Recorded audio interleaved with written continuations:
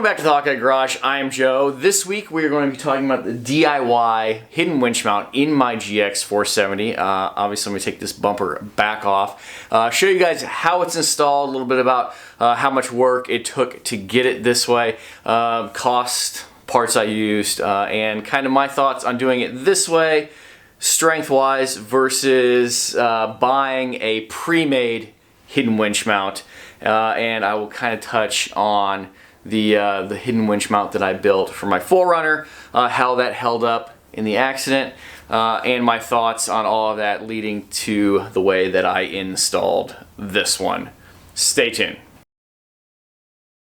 Well, I guess here's a good place to start as any with the finished product. Obviously, you can see my Fairlead there sticking out. Now this is kind of a custom job based on the Fairlead. This Fairlead I got from a buddy of mine locally, Midwest Overland Industries. He actually specializes in hidden winch mounts and light mounts and things like that for the Chevy Colorado and the Z71 Colorado. He just randomly told me one time that he had some thicker Fairleads like this that would probably work good in these hidden winch mount scenarios on the Toyotas, like my 4Runner and stuff. So I have this Fairlead here. The reason I went with this one is because it's a little bit thicker, and it's going to be hard to show here. You can see the finished product here, and you'll see more of why I use this one once we get the bumper off.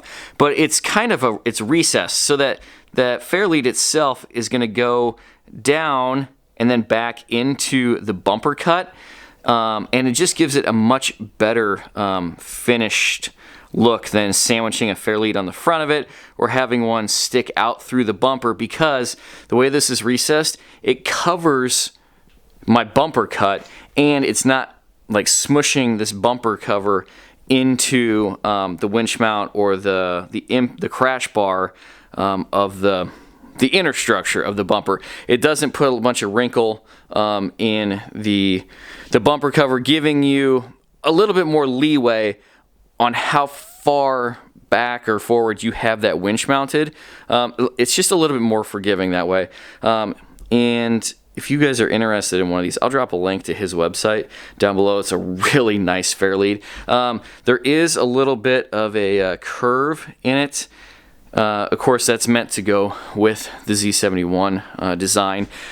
But it's really, this front bumper cover is not perfectly flat. It's not actually curved. It's kind of, I don't know, it's a big piece of plastic. So yours may vary, and it's something that you don't notice. I'm having a hard time showing you guys on film exactly, because my bumper's actually clean and it's kind of shiny at the moment.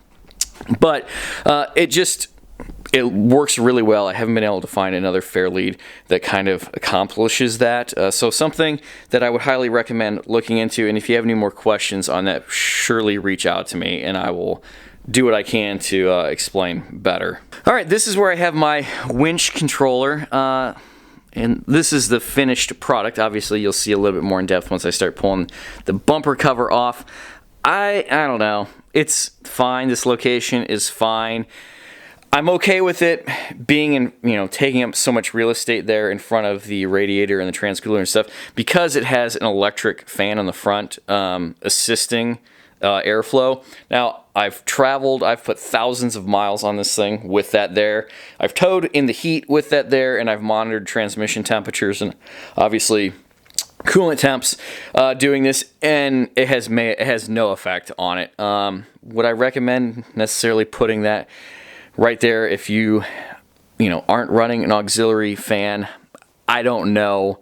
I did it in a hurry because I was trying to get it finished before vacation. The mount itself is really solid. I'll show you guys that. Obviously, it's easy to get to. Do I love it there? No. Would I prefer to have it somewhere else in the engine compartment? Maybe up in this area or further back. I have a bunch of battery cables that I could probably extend the cables and route it over there, and I may do that at some point. We'll see how the winter starts treating this with salt spray and stuff getting up in here. I don't know. Like I said, I'm the first to admit that I don't love it there, and it may not stay there, although I have already trimmed that plastic to go around it. Anyway, let's go ahead and get that front bumper cover ripped off and really show you guys what you want to know, how this thing is mounted. Alright, this is what it looks like with the bumper cover off. Now I'm going to take the camera off the stand and we're going to walk around a little bit. Let me first start by saying that this is like 99% done. As you can see, I've got some unpainted edges, and I do need to do just a little bit of welding that I'm choosing to do. It's not necessarily required, but that's what it looks like. Essentially, you set the tray on top of the factory crash bar. We're going to do a little bit of trimming on some corners. We're going to be drilling some holes and bolting it all down. There will be, you know, some cutting, some drilling, and like I said, a little bit of welding. Let's go ahead and take a closer look. Alright, first of all, like I said, the plate is going to sit on top there. That's pretty self-explanatory. This styrofoam piece is in between. It's, you know, it's like a buffer in between the impact bar and the bumper cover. Basically, what I would suggest to start doing is take enough of this corner off, basically to match the contour of that styrofoam piece, because that is essentially the inside contour of your front bumper. Obviously, you can see I've gone back a little bit further than that. That just, you know, it's how it ended up. It's a little bit easier that way. And then you're just gonna kind of, you know, come up, make it as nice as you can. Like I said, I mocked this up before we went on vacation, and I wanted just to make sure that it was all going to fit and stay, and I wasn't gonna decide to change anything before I, you know, painted and finalized it. And that's what I'm doing now as I'm making you guys the video. I've also thrown this Fairlead back on here to try and give you guys a little bit better sense of what this is. Obviously, that's gonna bolt to the front of that winch, and now you can see there how it's kind of recessed. It's got a notch in it, and so my bumper cover sits down in here, and then this lip all the way around covers up my cut, which, oh, I'm gonna fall over. Admittedly is not fantastic, but that's what happens when you don't have a template, when you're doing it DIY. How did I end up with that hole? I got this how I wanted, situated how I wanted, without the winch mounted, obviously. Put the bumper back on and reached in and through with a Sharpie and traced the inside opening of the Fairlead mount on, you know, the winch mount itself. It's not the same shape. Then I figured out where it was going to be on there, and figured out where the mounting holes were going to be. Got the mounting holes where I wanted them first off.